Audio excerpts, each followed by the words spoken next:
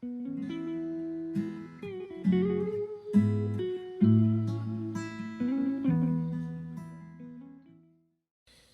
vi um trecho de um podcast de um rapaz chamado Monark, acredito que todos conheçam aqui, em que o Monark ele diz que era ateu e hoje não é mais ateu. Ele acredita no Criador. Mas o Monark disse que ele não consegue de maneira alguma crer que Jesus era Deus. O Monark deixa muito claro que o Criador não tem essa conexão com os homens que são maus. O Criador está em outra dimensão. E que sem esse Criador a vida não teria sentido. Mas, para ele, obviamente, Jesus, como ele diz, é apenas um grande sábio, como vários outros grandes sábios existiram no mundo. Monark já recebeu no seu programa vários teólogos cristãos, vários teólogos da nossa linha batista. Ele recebeu crentes de outras denominações. E eu sinto falta de uma pergunta para o Monark. Não dizendo que a gente desbancaria o Monark, nada disso. Porque eu creio que ali é obra do Espírito. Existem pessoas que não estão longe da verdade. Estão passando da descrença para a crença e então depois caindo na mais bela e plena teologia da divindade de Cristo, coisa que ainda não aconteceu com ele. Mas que eu creio que um dia acontecerá, se assim Deus quiser. Eu sinto falta de uma pergunta. Monark, você diz que Jesus é um grande sábio, mas você leu os evangelhos alguma vez na sua vida? Você leu atentamente os evangelhos de Mateus, Marcos, Lucas e João? Existe um grande cético no mundo, talvez um dos maiores opositores da fé cristã. Ele está vivo, eu já falei dele para a igreja. O nome dele é Bart Ehrman, é um erudito, um grande estudioso, que tentou negar a divindade de Jesus no evangelho de Mateus, de Marcos, de Lucas, dizendo que talvez o único evangelho que fale da divindade de Jesus é o evangelho de João. Mas um espectador, um ouvinte dos seus debates, levantou e fez uma pergunta a Bart Ehrman, mostrando para ele que o próprio evangelho de Marcos, inclusive no texto que o nosso irmão Mateus pregou no domingo passado sobre Marcos, mostra sim a divindade de Jesus em outros textos de Marcos. Eu vi Bart Ehrman gaguejar, talvez foi a primeira vez que eu vi aquele homem gaguejar, e hoje ele já reconhece que os evangelhos falam da divindade de Jesus. Só que ele desconexa. Ele tira o Jesus dos evangelhos do Jesus histórico. Para o Ehrman, o Jesus histórico é uma coisa, o Jesus dos evangelhos é uma outra coisa. Porém, eu creio de verdade que uma leitura honesta dos evangelhos vai mostrar que Jesus é de fato divino. E que os evangelhos são livros históricos. Não me diga que a maior base sobre Jesus é Flávio Josefo. Não é. A maior base é o evangelho.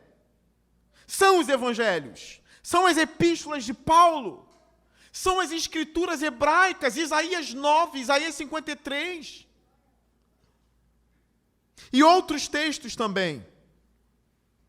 Entre Josefo e Lucas, para mim Lucas é mais confiável. Se você pegar ali, olha, Josefo diz que nesse período era tal governante, e Lucas diz que era outro, eu estou com Lucas. Para mim Josefo está errado e Lucas está certo. Esse é um dos textos para mim que mostram que no nascimento desse homem algo extraordinário acontece, que não aconteceu com Gandhi e com nenhum outro. Não aconteceu com Buda e nenhum outro. Como diz o grande Charles Spurgeon, ou na verdade Agostinho, que ele leu Platão, Aristóteles, é atribuído a Agostinho. Muita coisa é atribuída a Agostinho e a gente não sabe se de fato foi ele. Mas está registrado na história. Ele leu Aristóteles, Platão. Ele disse, eles são bons, mas em nenhum deles eu li, vinde a mim todos os que estão cansados e sobrecarregados, e eu vos aliviarei. Em nenhum outro está escrito isso. Só Jesus disse isso. O texto de Lucas, capítulo 2, vai falar um pouco das coisas celestiais acontecendo ao redor do nascimento de Jesus Cristo, da aparição de Jesus a pastores, da aparição de Jesus a um homem chamado Simeão, a aparição de Jesus a uma viúva, coisas pequenas no mundo, e ele aparecendo para essas pessoas. No entanto, anjos vão aparecer nessa narrativa. O Evangelho de Lucas já diz que o nascimento dele foi anunciado por um anjo. Coisas que não acontecem com gente normal. Disse que o que estava no ventre de Maria era um ente santo, que ela seria envolvida pelo Espírito Santo. Tem algo extraordinário acontecendo. Uma virgem concebeu. Uma virgem deu à luz. Isso é impossível aos olhos do homem. Todo o poder divino estava num determinado lugar, chamado Belém, numa determinada mulher, chamada Maria. Todo o poder divino envolveu aquela mulher. E o mais incrível acontece. Deus está no ventre de uma pobre mulher chamada Maria. Ela foi a portadora de Deus, a incubadora de Deus. Deus no ventre de uma mulher. Poderia ser você. Imagine você ter o Redentor em seu ventre, gerando ele, sangue do seu sangue. Isso não é uma heresia. Se você pegasse o sangue de Jesus, visse a genética dele, estaria lá o sangue de Maria. Bem-aventurada é Maria dentre as mulheres. Capítulo 2 de Lucas vai mostrar aqui o alistamento. Ele sendo colocado numa manjedoura. Virou a câmera aí, alguém ajuda? Posiciona, Andrei, obrigado. Diz assim, versículo 1 do capítulo 2 de Lucas. Vou tentar expor bem rapidamente esse texto. É uma exposição nua e crua do texto. Diz assim: naqueles dias, César Augusto, publicou um decreto ordenando o recenseamento de todo o Império Romano. Este foi o primeiro recenseamento feito quando Quirino era governador da Síria. E todos iam para a sua cidade natal a fim de alistar-se. Assim, José também foi da cidade de Nazaré, da Galiléia, para a Judéia, para Belém, cidade de Davi, porque pertencia à casa e à linhagem de Davi. A mesma cidade em que Davi nasceu, Jesus nasceu. Sempre coisas humildes envolvidas na vinda do Senhor Jesus Cristo. A cidade do grande rei Davi, ele é da linhagem de Davi. O trono de Davi é dele. Em outro lugar na Escritura ele vai dizer que Davi o chamou de Senhor nos Salmos.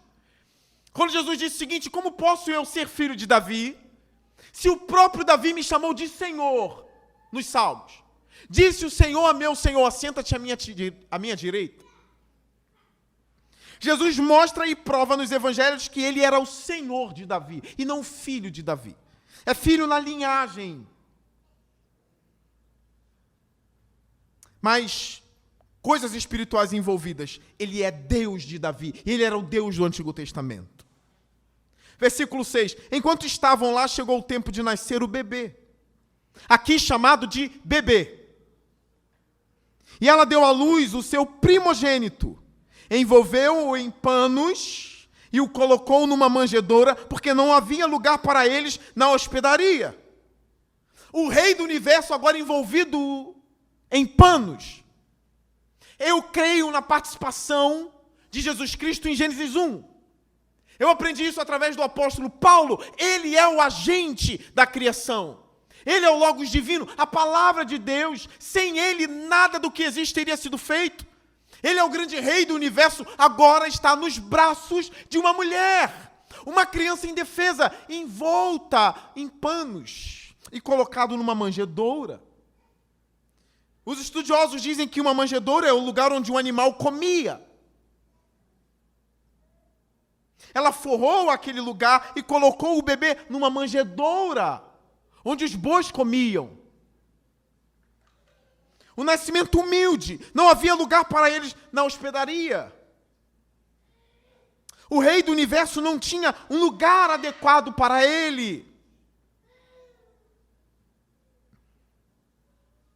Versículo 8. Havia pastores que estavam nos campos próximos e durante a noite tomavam conta dos seus rebanhos. E aconteceu que um anjo do Senhor apareceu-lhes e a glória do Senhor resplandeceu ao redor deles. Imagine a cena, aqueles pastores à noite pastoreando, cuidando do seu rebanho, e do nada a glória do Senhor aparece. Eles não têm nada a ver com o nascimento de Jesus.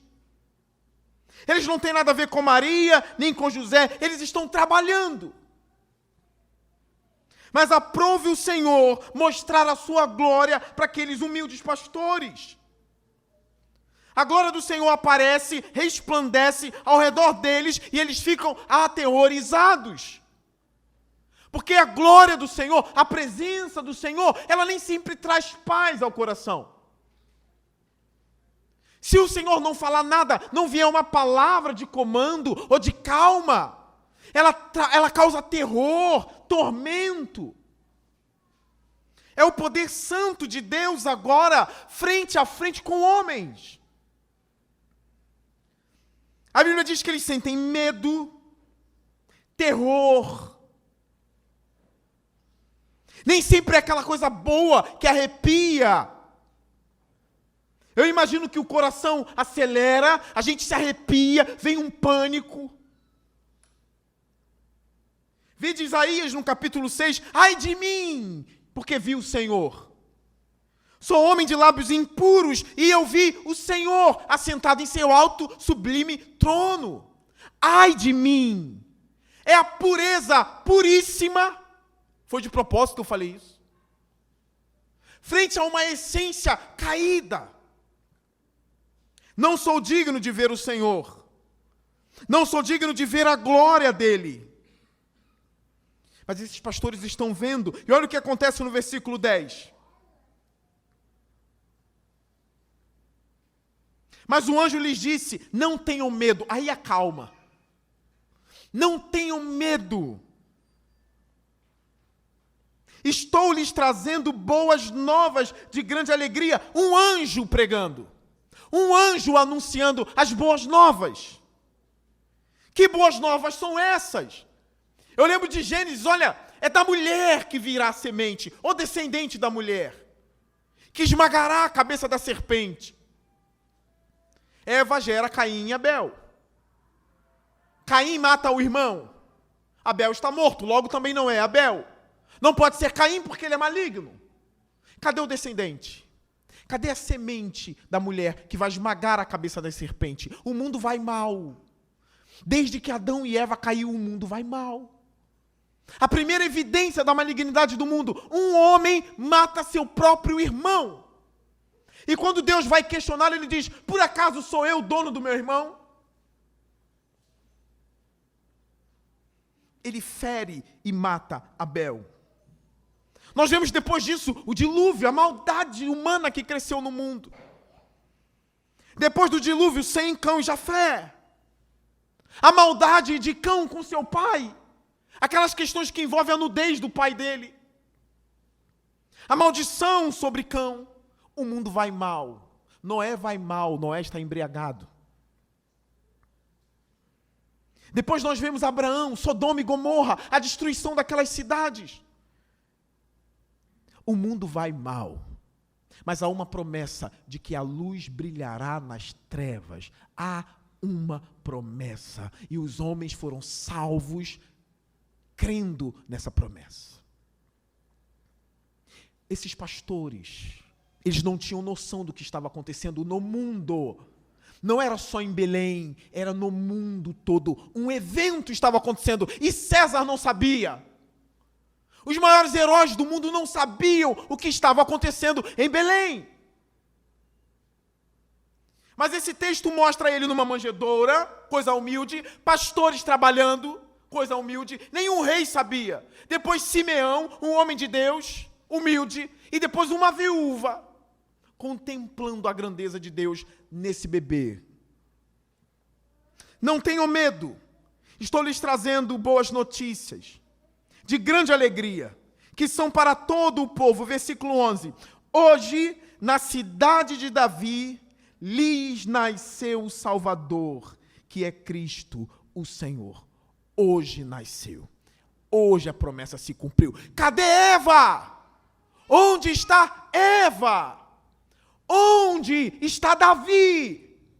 Onde estão aqueles que esperavam pela promessa? Estão mortos, mas a palavra está viva. E hoje, o anjo diz, eu trago boas novas de alegria. Hoje é na cidade de Davi, é lá na cidade de Davi, como diz a promessa, nasceu o Salvador. A luz brilhou nas trevas, nasceu a redenção. Nasceu o Salvador. Leia, monarque, não é um sábio, é a salvação. Leia, monarque, os anjos vieram. Não é Gandhi nem Buda. Cadê os anjos no nascimento de Buda? Eles não se importam com isso. Cadê os anjos no meu nascimento? Não era importante o meu nascimento, não é sobre mim. Mas aqui o anjo está. Agora, por que esses pastores? Eu não sei. Mas é a eles que um anjo anuncia. Versículo 12, isto lhes servirá de sinal, encontrarão um bebê envolto em panos e deitado numa manjedoura.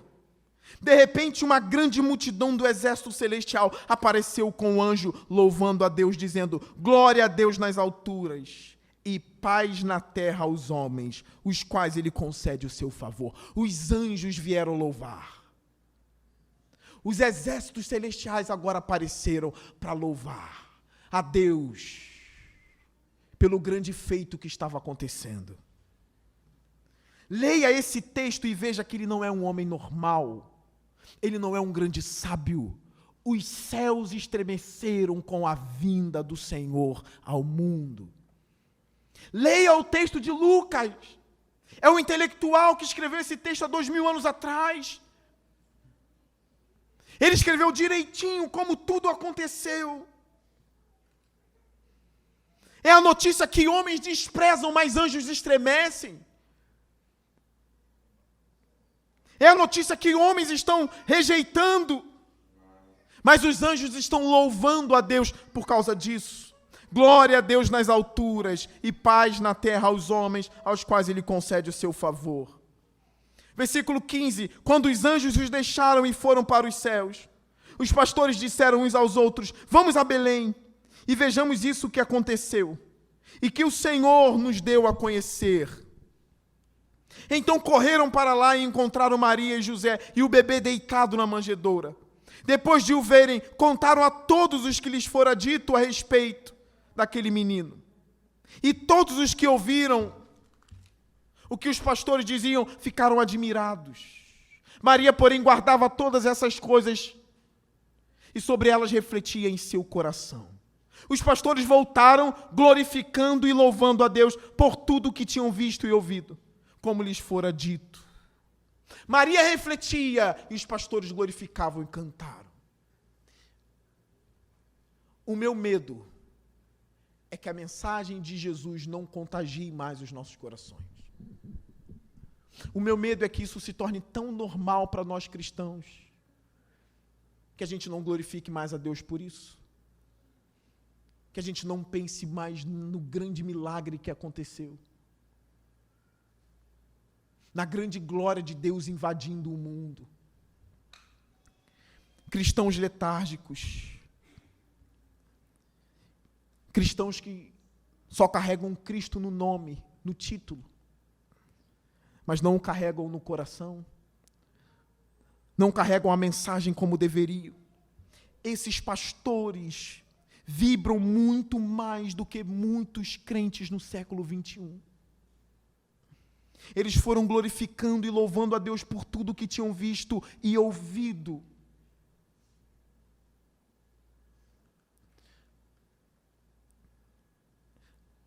Aconteça o que acontecer, não perca a mensagem de Jesus.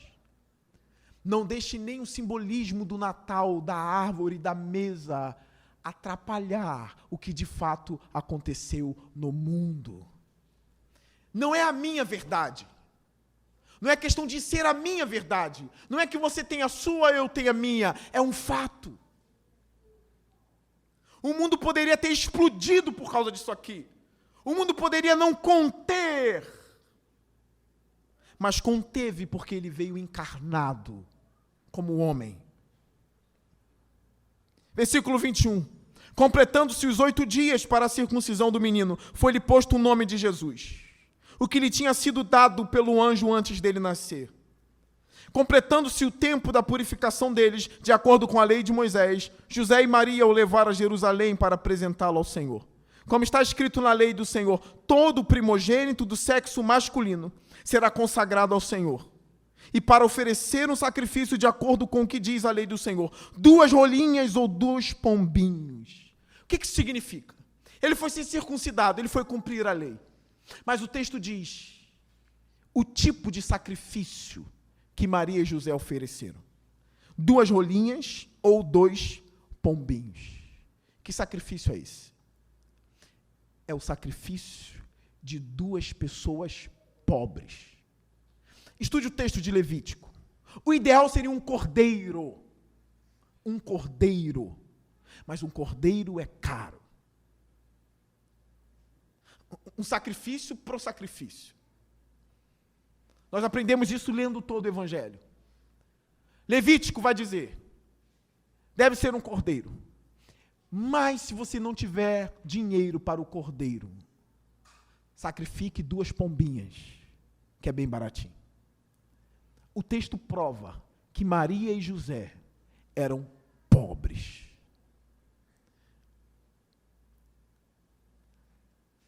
Duas rolinhas. A circuncisão acontecendo. O contexto diz que o sacerdote pegava a rolinha e sacrificava ela. Torcia o pescoço da rolinha e a matava. Nós sabemos que depois quem vai ser esmagado é o nosso Senhor. O Rei da Glória não tinha dinheiro. É óbvio, se a gente for fazer os paralelos aqui, como nasce o filho do César? Em berço de ouro. Como nasce o filho dos reis? Berço de ouro. E o Rei da Glória, humilde. Ele era tão humilde que Charles Spurgeon, para consolar os pastores de sua época, que não tinham tanto dinheiro, os pastores precisavam ser consolados, porque eles não ganhavam tanto dinheiro, e alguns estavam desanimando, alguns estavam querendo deixar o ministério para trás. E Spurgeon deu um conselho que fez os pastores vibrar. Até hoje os pastores vibram com o conselho de Spurgeon. Pastores, ânimo! Vocês não têm muito, mas ânimo! Porque o nosso Senhor também não tinha. O nosso Senhor também era humilde. Ele tinha pouco, mas Deus sustentava ele em tudo. Isso dá ânimo. A pobreza não pode te abater ao ponto de te destruir. Deus passou por isso. Maria e José passando com isso junto do seu bebê. A glória estava nele. Como diz Paulo, em Cristo habita corporalmente toda a plenitude da divindade. Versículo 25. Havia em Jerusalém um homem chamado Simeão. Quem já ouviu essa história? Quem conhece essa história sobre o nascimento de Jesus? Quem sabe sobre Simeão aqui? Eu sei do Simeão do Antigo Testamento, pastor. Desse aqui eu não sei.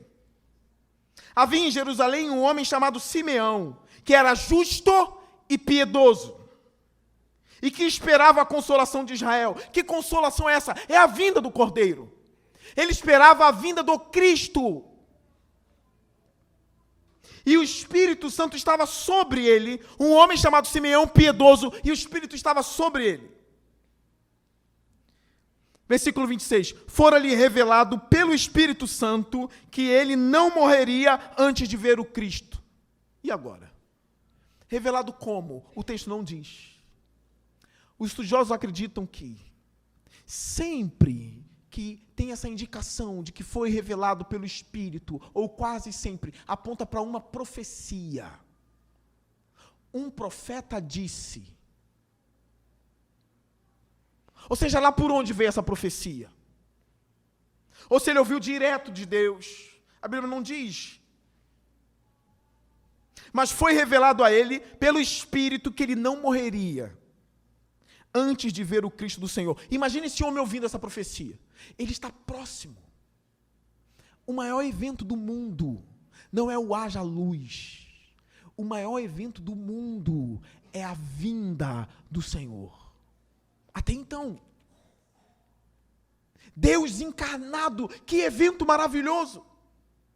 E foi revelado àquele homem, você não vai morrer até ver. Está próximo, Simeão, você não morre, Simeão, antes de vê-lo. E ele aguardava todas essas coisas. Versículo 27, movido pelo Espírito, ele foi ao templo. Movido como? Eu também não sei.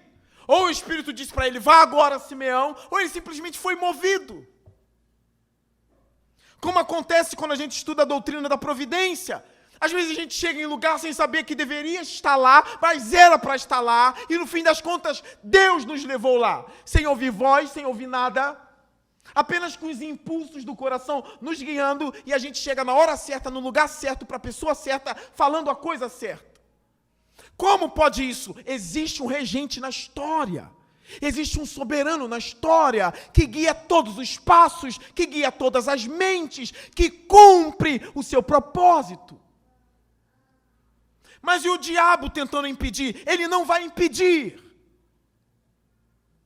Nada poderia impedir. Nós sabemos que Herodes tentou impedir, mas não pode impedir. Nada pode impedir. Ele, movido pelo Espírito, foi ao templo. Ele chega na hora certa, quando o Senhor está lá.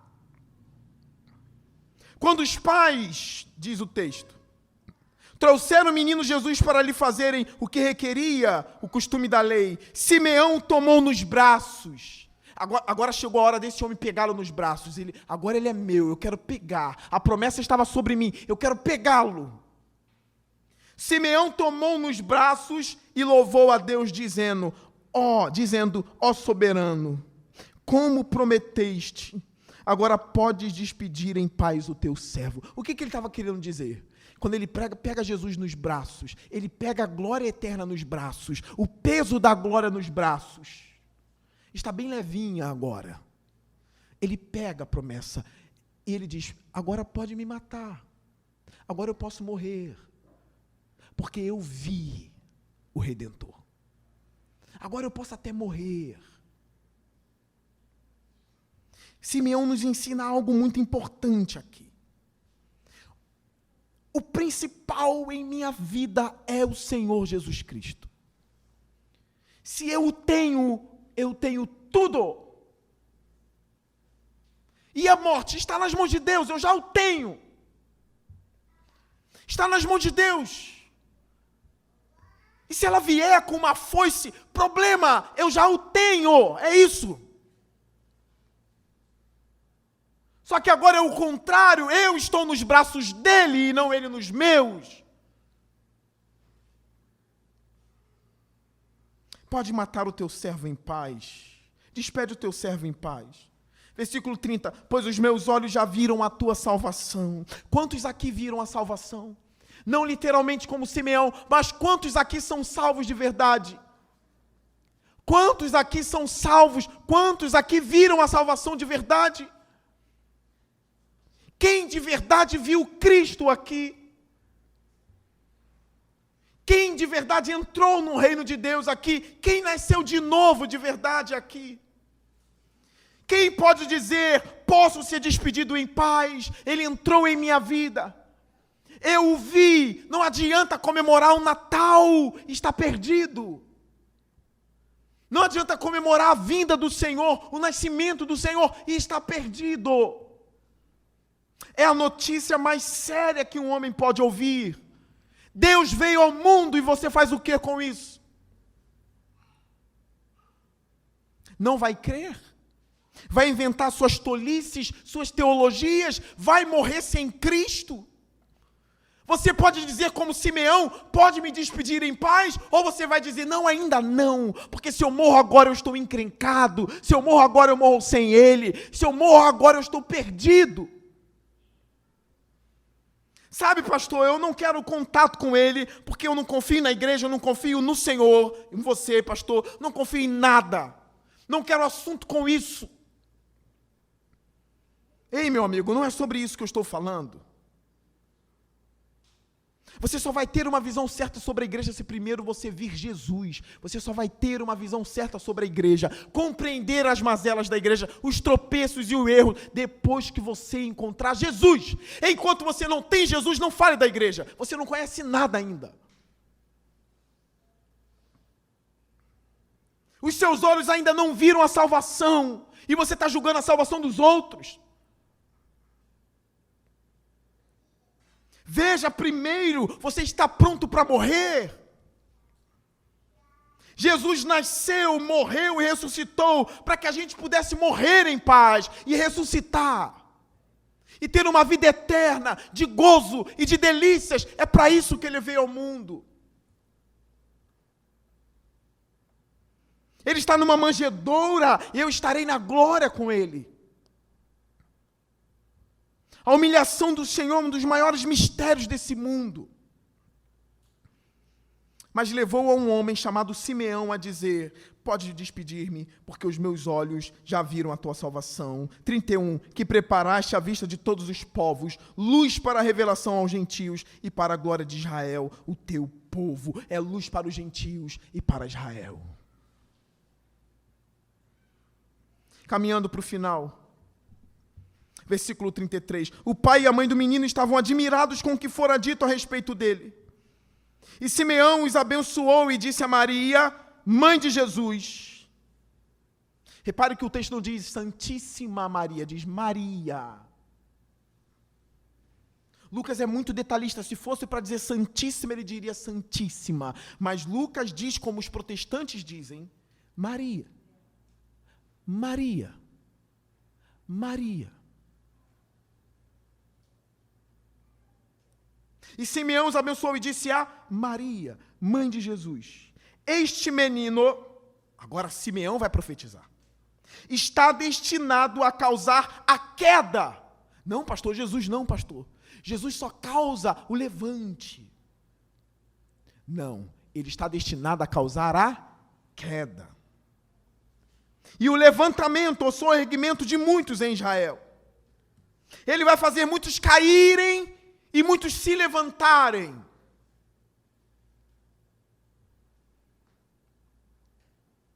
Um exemplo disso é Anás e Caifás, queda. Mostrou a impiedade desses homens que eram líderes religiosos de Israel, queda. Levantamento da mulher samaritana, mulher de Samaria, impura para os judeus, ela viu o Senhor, foi salva, levantamento. Jesus chegou a louvar ao Pai, dizendo, graças eu te dou, Pai, porque revelaste essas coisas aos pequeninos e não aos grandes e sábios, aos pequeninos. Este menino está destinado a causar a queda e o soerguimento de muitos em Israel, a ser um sinal de contradição, de modo que o pensamento de muitos corações será revelado. Os ímpios serão revelados. Os que serão salvos serão revelados. E ele dá a palavra final a Maria. Quanto a você, não é mais para Maria e José. No versículo 34 deixou claro que agora era para Maria. E ele encerra dizendo, quanto a você, uma espada atravessará a sua alma. a mãe vai chorar. Os estudiosos concordam que estava falando da cruz. Uma espada atravessará sua alma. É o sofrimento do menino. Ele nasceu para sofrer. Alguém que nasce para sofrer. E você diz, pastor, eu nasci para sofrer, pastor.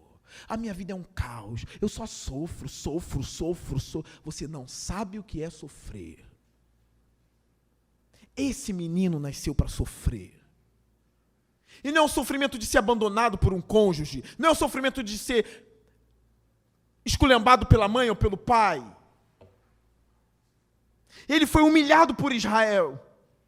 Ele foi cuspido, zombado pelos soldados, mas na cruz ele bebeu o cálice da ira de Deus. Você sabe o que é a ira de Deus caindo sobre você? Você sabe o que é o pavor das trevas te envolvendo, amassando a tua alma, onde não há motivo mais para riso, nem alegria, a ira de Deus te tomando, onde ninguém pode te livrar. Quando o julgamento do Senhor cair, a ira do Senhor cair, ninguém vai fazer você escapar. É por isso que ele ora, se possível, passa de mim este cálice. Mas todavia seja feita a tua vontade e não a minha. Na cruz a ira do Senhor cai. Ele já começa a beber do cálice no Getsemane. O sofrimento dele é intenso. O dia virou noite, e a alma do Senhor estava violentamente atacada pela ira de Deus que deveria cair na gente, e foi toda canalizada no Senhor, no verdadeiro Cordeiro, no inocente que morre pelos culpados. Maria, sua alma será atravessada como uma espada. Terminando a pregação, depois nós vemos uma viúva também que profetiza, que fala coisas sobre ele. Mas esse menino sofreu, virou um homem. O versículo 40 vai dizer, o menino crescia e se fortalecia, enchendo-se de sabedoria. Ele teve que ir aprendendo as coisas, tá? Ele teve que ler a Torá. Ele foi aprendendo. O menino crescia e se fortalecia, enchendo-se de sabedoria, e a graça de Deus estava sobre ele. Eu quero terminar agora mostrando para vocês quem era o menino que estava nos braços de Simeão. Quem era o menino que estava na manjedoura. Quem era o menino que estava nos braços de Maria. Quero que você venha comigo, a gente só vai ler o texto e terminar. É o texto de Colossenses capítulo 1. Já foi pregado aqui na igreja. Olha quem ele era. E nós finalizamos o culto da manhã aqui. Colossenses capítulo 1, versículo 15. Olha que texto sublime, que texto lindo sobre quem é o Cristo. 1:15, Colossenses, diz assim: quem ele é, pastor? E eu respondo: ele é a imagem do Deus invisível, o primogênito ou soberano sobre toda a criação, pois nele foram criadas todas as coisas, nos céus e na terra, as visíveis e as invisíveis, sejam tronos ou soberanias, poderes ou autoridades, todas as coisas foram criadas por ele e para ele, por ele e para ele. Ah, Simeão, se você pudesse ler isso agora, versículo 17, ele é antes de todas as coisas, e nele tudo subsiste. Ele é a cabeça do corpo que é a igreja. É o princípio e o primogênito dentre os mortos, para quem tudo tenha a supremacia. Pois foi do agrado de Deus que nele habitasse toda a plenitude, e por meio dele reconciliasse consigo todas as coisas, tanto as que estão na terra, quanto as que estão nos céus, estabelecendo a paz pelo sangue derramado na cruz. não ache que o que aconteceu na cruz foi uma bobeira. Em Cristo, Deus estava reconciliando consigo mesmo todas as coisas nos céus e na terra, pelo sangue de Cristo na cruz. Ele não é mais um bebezinho. Ele é o Senhor da glória. Deus verdadeiro de Deus verdadeiro. Como diz as confissões. Senhor de toda a glória. Rei supremo sobre tudo. E mais o quê? Nosso Senhor. Nosso Rei. Nosso Deus. Nós nos reunimos todo domingo para honrar, cultuar e glorificar o santo nome de Jesus. Um dia a igreja vai vê-lo, não como Simeão, mas ele estará resplandecente, cheio de glória, e nós o veremos como ele é. Quem ganhará um abraço dele? Eu penso que o propósito da igreja é ter pessoas redimidas, regeneradas e arrependidas. Eu espero que todos nós estejamos lá naquele dia. Eu espero que não haja queda em nosso meio, mas que a gente esteja entre aqueles que a Bíblia diz que serão soerguidos ou levantados por causa dele. Jesus nos abençoe. Feliz Natal para vocês. Vamos orar. Senhor Deus poderoso, não nos deixe, ó Deus, ter o Senhor Jesus como algo normal. Não nos deixe viver a nossa vida normalmente. Que a nossa vida seja repleta de ações de graça, de louvores e glórias ao nosso Senhor Jesus. Nós cremos nele um dia. Nós o recebemos como Senhor e Salvador da nossa alma. Não nos deixe esquecer a nossa confissão. Nós confessamos que ele é o nosso Deus e que viveríamos para ele. Não nos deixe agora viver uma vida normal, como se ele não existisse. Assim como os pastores voltaram louvando, que a gente volte para as nossas casas, adorando o nosso Senhor. Para a glória de Deus Pai, no poder do Espírito, no nome do Senhor Jesus. Amém. Vamos ficar de pé.